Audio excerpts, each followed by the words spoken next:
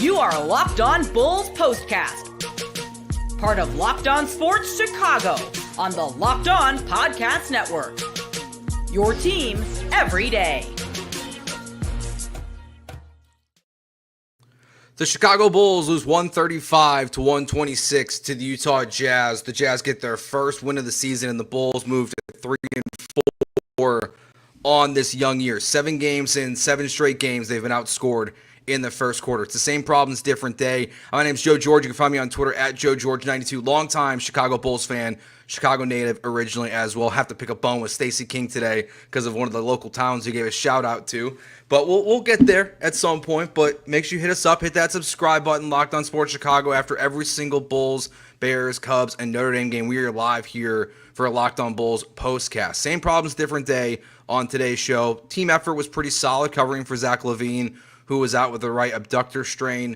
And then they need to take advantage of, when they're given opportunity to. There's a lot of times in this game where it just felt like the Chicago Bulls had a chance to do something and really swing the momentum of the basketball game and just kind of constantly failed to do it. But this is the same story for over the last, four games now? I guess it is 5 games at this point. Look, the 2 20-point comebacks were a lot of fun. They were great games. But after you do that, you get down by 17, you lose the last game. This one, you end up down by 15 in the second quarter. So once again, the Chicago Bulls proved that the net rating in the first quarter, in the first half, is 100% accurate. The Bulls are somehow the worst team in the NBA when the game starts. They're a fun basketball team, but man, they are just not. They're struggling out the gate. I really do not understand what's going on, because whether they try to get Vooch involved early, or LaVine when he's out there is getting going early, or Kobe White's going early, still, it's just the teams they're playing are just constantly having great success. Skylar right here in the chat right away. This is a complete trap game. George Collins and Sexton outworked us. A winnable game. They didn't lock down on defense. Pathetic. Look, this is something they mentioned at the end of the broadcast. This has been a Bulls problem for the last couple years now. One of the biggest criticisms I think you can make of Billy Donovan is what his teams do when they play inferior competition. The Utah Jazz had not won a game yet this season. They were averaging 100 points, just around 100 points a game. They scored 135. I don't know if you guys heard it on the broadcast. Adam Amin dropped this in at the very end, and he quantified it. He's right. It's a new era of basketball. The three-point shot is way different. The most points the Utah Jazz have ever scored against the Chicago Bulls in over 120 games, playoffs excluded. The most points ever in a game is what we saw tonight. The Bulls just cannot find a way to not start extremely slow, and they really can't find a way to stop anyone in the paint. I love Vooch. He had a great game tonight on offense. He's solid on defense. He's obviously not a great defender, but this is not a team, again, that has a great interior center. Like, what are they going to do? I don't call them great, but what are they going to do in a couple weeks when they play Alperen Şengün and the Houston Rockets? Like, guys who are good in the paint are just going to torch the Bulls, because they're getting torched by nobodies, and they're just getting layups. They're uncontested. It's non-competitive defense in the paint, and that's really what's causing the Bulls' struggle. But you look through this game, this is, like I said, the 7th straight game, 7 games on the season, so that's terrible to be something 7th straight game already. But they are down in the first quarter, and they can't win the first quarter. Why? Like, why can't you win the first quarter ever? It was only a small margin, but then very quickly in the second, it gets right back up to 15 points. Now, they work, they fight. I give the Bulls credit. Like, before the show, I'm just like double duty getting this thing ready every single night, because I'm making 2 versions of every single graphic for this show. It's either the Bulls are the heroes, or the Bulls are falling apart in the fourth quarter and having a terrible first half. But they get it back down to 3 at one point in the game. They get it tied 91-91. And then Utah comes right back down, scores, and it kind of feels like that's really when they struggled. Zach points out here in the chat, they don't know how to play with a lead. They don't. They know how to come back from a big deficit. Like they've got the heart, the shot making, everything, but they don't slow down. I think that's a big part of it. That they like to play with pace, and they don't slow down. And they're also doing things that really frustrate you. Like the first couple games, hopefully there'll be somewhat of a balance here this season. But we saw Josh Giddey, for example, be 10 of 16 the first 5 games of the season from the three-point line. Right now, he can't hit anything. He can barely hit layups, let alone be taking these threes that he's just bricking nonstop.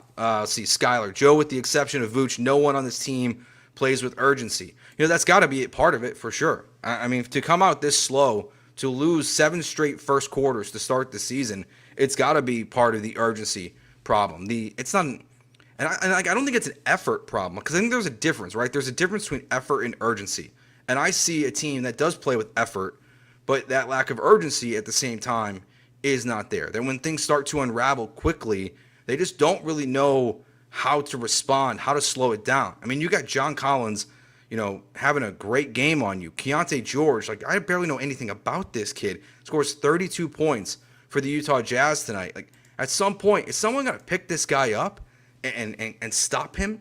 The other thing they do in the entire game, but huge problem in the first half, they don't stop anyone ever.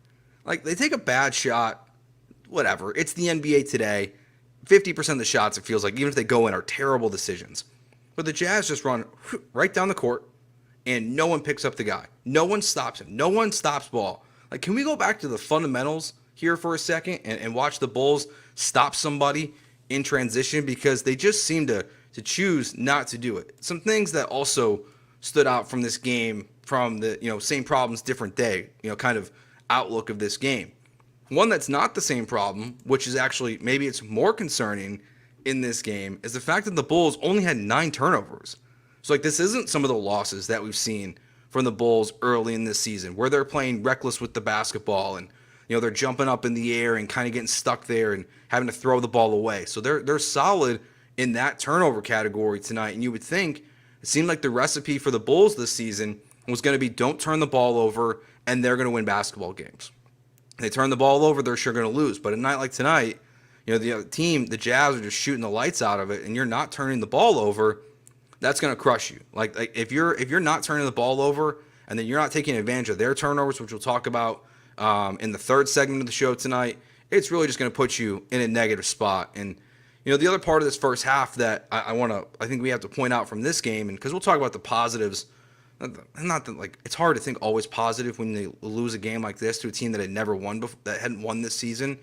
But one thing that does stand out from this game, and I think it's a pattern we're seeing, and this isn't part of the urgency conversation, I would say, with the Bulls, is just the fact that there's always seems to be one of the core guys that really struggles, really, really struggles. Kobe White was terrible in the first half. Now, he was incredible in the second half, but he was absolutely abysmal in the first half. And once again, like every single game it feels like this season, the Chicago Bulls forget that the best guy on offense is Nikola Vucevic right now. Whether Zach LaVine is out there or not, that's a guy, get him involved in the offense. Get him the ball early.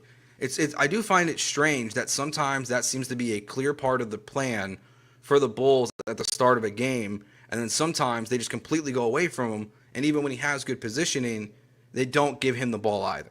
It's frustrating watching him be that dominant as he was at times tonight in this game, but for large portions of the game to just be missing in action, and it almost feels like he's not even on the court. And I would question again the end of the game, Billy Donovan, they're starting to build that lead back up. The Utah Jazz are in the fourth quarter. You've got to slow it down and stop it. Well, how about get Vooch back in the game? He doesn't look tired. Maybe he's just one of those guys that never looks tired, but I don't look at Nikola Vucevic and watch him play basketball in the fourth quarter right now and feel like that looks like a guy that is completely just gassed out and struggling to go up and down the court right now. So frustrating loss for the Bulls tonight, 135-126 to the Utah Jazz. Make sure you hit that subscribe button here to Locked On Sports Chicago. If you're listening on audio, find your way over to YouTube, hit that subscribe button as well. If you're watching on YouTube, make sure you hit follow Locked On Bulls on Spotify and Apple. The audio is available right after, and they do great content Monday through Friday right now talking about the Bulls. So let's get into some of the slight positives. A question here we got about Zach LaVine and just what this team looked like without him in the game tonight, because you did see a very good performance from the offense, at least in terms of trying to step up and replace his points, because you got double-digit points from all 5 of your starters. We'll do that next year on the Locked On Bulls postcast here on the Locked On Sports Chicago YouTube channel. This show is sponsored by BetterHelp. As we get into November, as always, we have to be thankful, and I'm going to be thankful right now for my number one fan, my wife, biggest supporter that I've got out there. This month is all about gratitude, and along with my wife, who I just shouted out, there's another person we don't thank enough. That's ourselves. Sometimes it's hard to remind ourselves that we are trying our best to make sense of everything, and in this crazy world, it's not easy. Here's a reminder to send some thanks to the people in your life, including yourself. If you're thinking of starting therapy, give BetterHelp a try. It's entirely online, which is super convenient right now, where so many people are still working from home or doing hybrid, and just we all have busy schedules. It suits your schedule. It's flexible. Like I said, all of it is online. All you have to do is fill out a brief questionnaire to get matched with a licensed therapist and switch therapists anytime for no additional charge. Let the gratitude flow with BetterHelp. Visit BetterHelp.com/LockedOnNBA today to get 10% off your first month. That's BetterHelp, HELP.com/LockedOnNBA.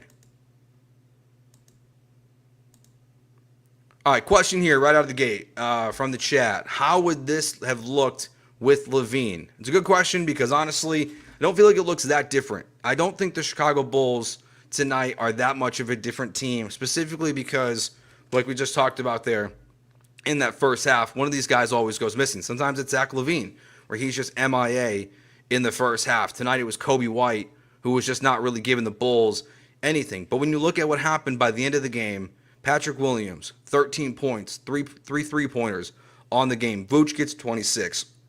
Coby White has 28. Ayo Dosunmu has 25. Josh Giddey has 15. Like, honestly, I didn't even think he would say that in the box score, and I knew he had double-digit points. He has 15 points on 5 of 11 field goals in this game. Taylor Horton-Tucker gets 10 points. Jalen Smith gets 8 points. So collectively, like, you look at the box score, and it's like, hey, like, everyone pretty much contributed to this game in a win. And I think Ayo is a guy that part of the reason why I don't think it looks that different, whether LaVine's out there or not, is because he gets 10 points in the first quarter. He's attacking the basket really well. He kind of has like that Josh Giddey vibe for me a little bit, where sometimes, even if it's not going to go in, I wish he would just shoot the three just to try to make defenses be like a little bit afraid of him taking it. But he seems so hesitant to take the three-point shot. He only took 2 on the night. But when Coby White starts off that slow, like, that would have been a moment like, yeah, you're going to, like, Zach LaVine would have helped you out a lot there. But what you got by the end of the game, when you came back into this game, you know, he ends up with 28 points on 6 of 9 from the three-point line and just was going off in this one. So I just don't think it looks that different. This just might be who the Chicago Bulls are this season, where I want to look at this from a positive side first, is that because you don't have a true superstar, you need everyone for you to be a good basketball team to contribute in a way that's going to just make everything a team effort. The Bulls are just not going to have that guy that can do what we see Devin Booker or Steph Curry or Giannis do on a nightly basis, where they just take over a basketball game and it does not matter. Zach LaVine has stretches of it, but he really doesn't ever do that from the, you know, from tip-off to the final whistle. He's just not that guy. Like I said, he can give it to you in stretches where he might hit 5 threes in the first half, like we saw like 2 or 3 games ago, but just consistently, you know, from beginning to end, he's just not that guy. And they paid him like it, but we know it by now. He's just not that dude. So I don't think it looks any different if Zach LaVine's out there. I don't think Zach LaVine, because he's been out there for these last couple games before today, where they're just getting out to major disadvantages and they're getting down by 20, 17, and 15 points. Like, Zach's not going to save the day on that, because he's out there hitting 5 threes and a half and they're down by 17 and a half. I mean, he's playing great basketball. And tonight, like, Ayo is trying to carry the workload for him out there. And like I said, gets 10 points in the first quarter. It might have even been 12 points in the first quarter for Ayo, honestly, and try to keep the Bulls in this game. And he did. And that's why, you know, it was a marginal lead at the end of the first quarter. But then the second quarter happens, and it kind of just unravels like really quickly. Honestly, my bigger question for the Bulls is, because I still don't think it's so hard, and we focus on, you know, the instant game reaction here, but I still struggle to watch LaVine here this early into the season and just feel like it's like his trade stock is just like rising at the moment. But he's still playing good basketball this year. My biggest question is, again, it's going to be kind of what it looks like with Lonzo when Lonzo gets back there. Like, what can he do? You know, especially when Josh Giddey, who I know he's 5 for 11, but just looked uncomfortable, I thought, tonight at parts in this game. How can he come in and be a contributor to this team? His three-point shot always it just looks better than Josh Giddey's, but what can he bring to this team? And they don't fix, Lonzo and Zach LaVine don't fix your struggles in the paint. And that's why, as much of a team effort it was on the offense for the Chicago Bulls tonight, on defense, I don't think it's effort, but I mean, the Jazz had 60 points in the paint. 60 points in the paint in this game. I mean, it's totally unacceptable. You have a team that shoots, 76% from the free throw line, 16 to 36. They shoot 44% from the three-point line, and they score 60 points in the paint. Like, you have to stop one of those things. That's what the big takeaway, I think, from this game is, and what the lesson should be for the Bulls as they try to watch tape is like, okay, like, what can we stop that's going to give us a chance to have success? Because we've seen games so far this season where a team is terrible from the three-point line, but they're racking up points in the paint and the Bulls are falling behind. We've seen a night like tonight where everything's just working for the Utah Jazz and they're hanging in the game, and really until the very end of the game when the Jazz just pulled away from it, from you. Like, that's like they were in it, but they got to find a way to get points, stop points in the paint. I know Patrick Williams, first Chicago Bull this season to foul out of a game, but he's got to be better on defense. I'll bring this up until they do it. Give me Jalen Smith, give me Vooch on the court at the same time. At some point, you got to do it. Like, if you're going to keep getting crushed in the paint, you got to put those guys on the court and just see what they have and see if it helps you when another team without any size is just dominating you in a spot where they just should not have that much success like the Utah Jazz did in this one. So it's a good question of just like, what is this team right now? But it might just be the reality. I mean, look at this, the difference in this one stat right here. Largest lead, 15 for the Jazz. Largest lead, 1 for the Bulls. And like, I give them credit to like come all the way back again. Like, it's great effort. It's great like commitment and not giving up, because we see so many teams in today's NBA and in sports today, like, they just quit. Like, thankfully, like, we don't have to do these shows like watching a team that quits all the time. We're watching a team that is fighting and battling, but they get all the way back. And this is where I think it's the best example that the last two games that this is not sustainable, is that you're down by 17 in the last game, you're down by 15 in this game, you fight all the way back, and then now we're seeing, versus the two 20-point comebacks, these are going to be hard to keep track of if this keeps happening. I have to write all these down. The difference is that you're coming all the way back, and then they're going on another run. The team you're facing is going on one more run, and you're they do look at that point collectively, not Vooch, as I pointed out, gassed out. And we know teams are going to go on runs. That's fine. But when you have to battle for a quarter and a half, essentially 2 quarters, to fight all the way back down to 8 and then to 3 and then to, at the very end of the game there, like, it's still competitive before it just slips away. Utah is going to go on a run at some point. And I do think the Bulls have been fortunate during these runs to where, they have taken advantage. We're going to talk about taking advantage of some stuff in the next segment. The one positive for the Bulls in terms of taking advantage of their opponent is I do think that when we're seeing these teams really struggle to put the ball in the basket, that's where you are seeing the Bulls come back the most. And Keontae George was great for the most part tonight. John Collins, chippy guy.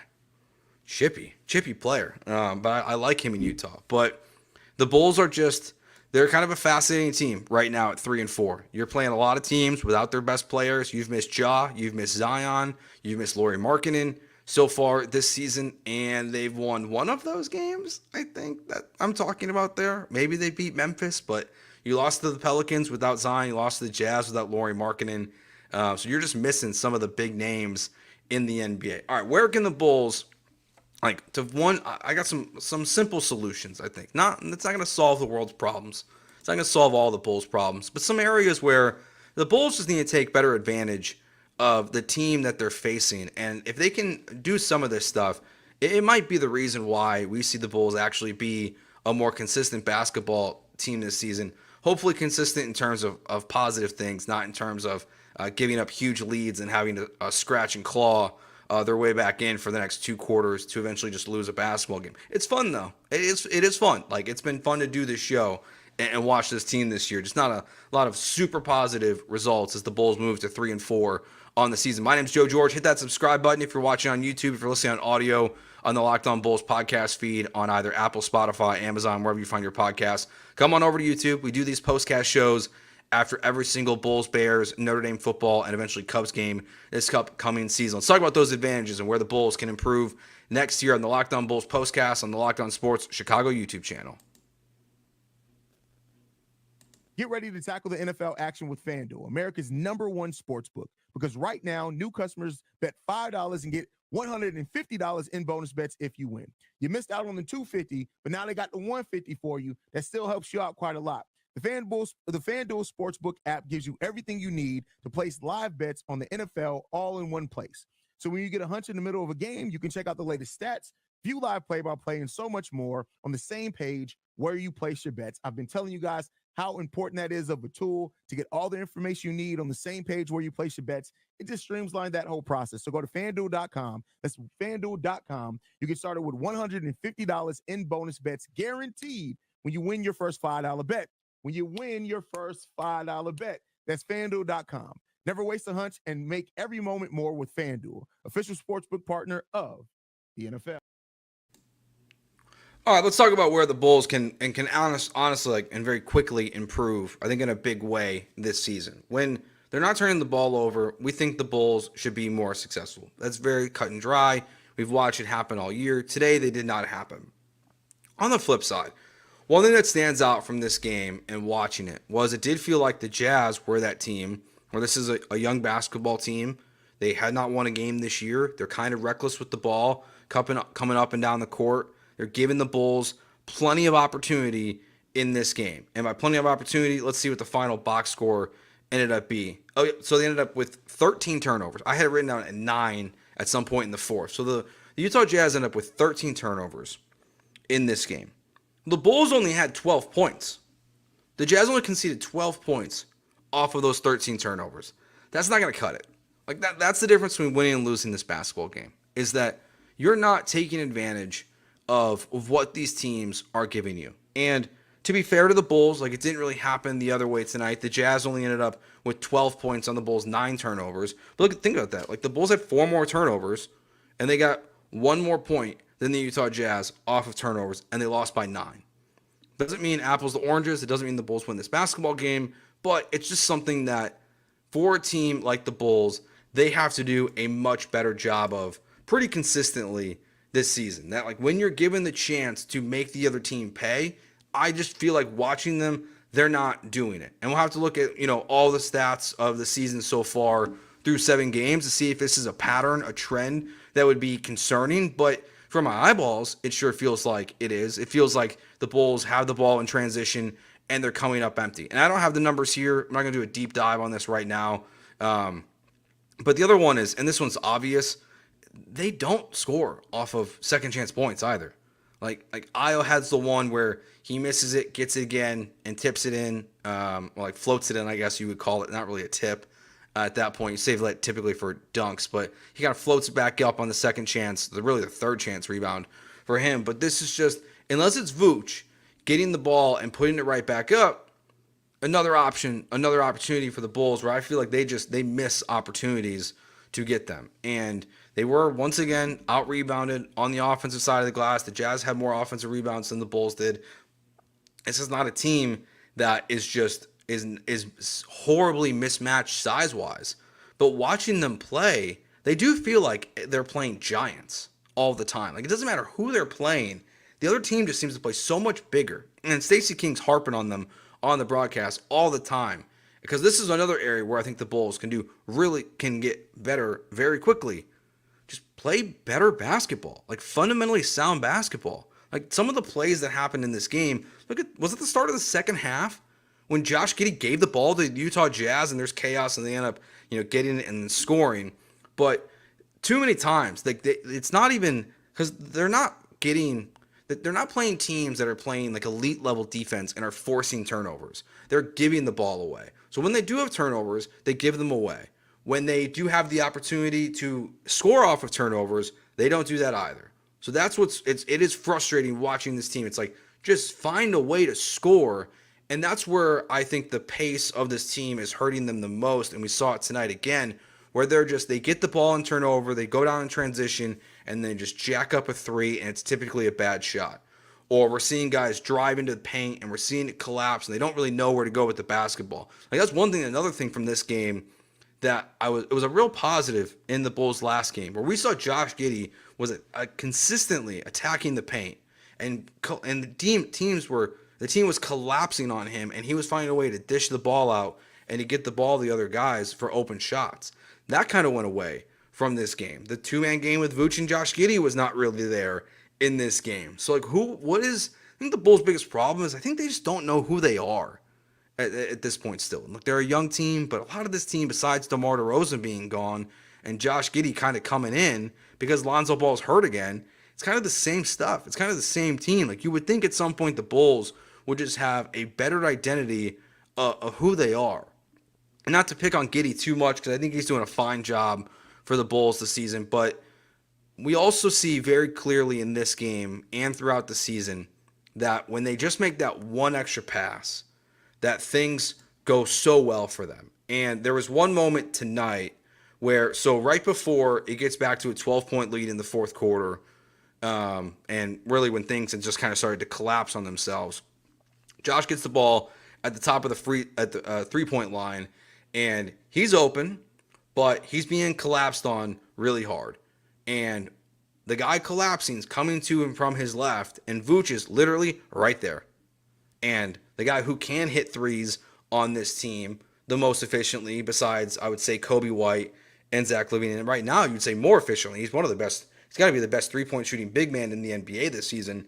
He's right there for the three. Josh just decides to take the shot. He bricks it, and then things just kind of continue to unravel for the Chicago Bulls. So it was a frustrating one again tonight. Feels like that's going to be the words of the season this year, is fun and frustrating, because coming back down from 15, it makes the game entertaining, but to watch it collapse on itself in the fourth quarter like that and not be able to find a way to take advantage and push this team across the finish line, that's probably where you're missing Zach LaVine the most, is in the fourth quarter, where you're missing Lonzo Ball, I hope, the most. I hope that that's where eventually we'll see Lonzo Ball be such a big impact player. So find a way. Find a way to stop getting down by 15 points. Look, hey, if you want to be super positive, they're working their way down. 20 points 2 games in a row, then 17, then 15. Well, they play the Dallas Mavericks on Wednesday night, and then Anthony Edwards and the Minnesota Timberwolves on Thursday. So we'll see how this looks against Luka Doncic and Kyrie Irving, assuming they're not on rest days or anything like that on Wednesday. So we'll be back then for a live Locked On Bulls postcast here on Locked On Sports Chicago. Make sure you hit that subscribe button live immediately as the game ends. We'll be live for every single Bulls game this week on Saturday after Notre Dame football versus Florida State, and then on Sunday as well after the Bears try to crawl out of the depths of hell to defeat the New England Patriots. My name is Joe George. Find me on Twitter at JoeGeorge92 or TikTok and Instagram at JoeGeorgeRadio. We will talk to you on Wednesday night. Also, don't forget to subscribe to Locked On Bulls. Peace.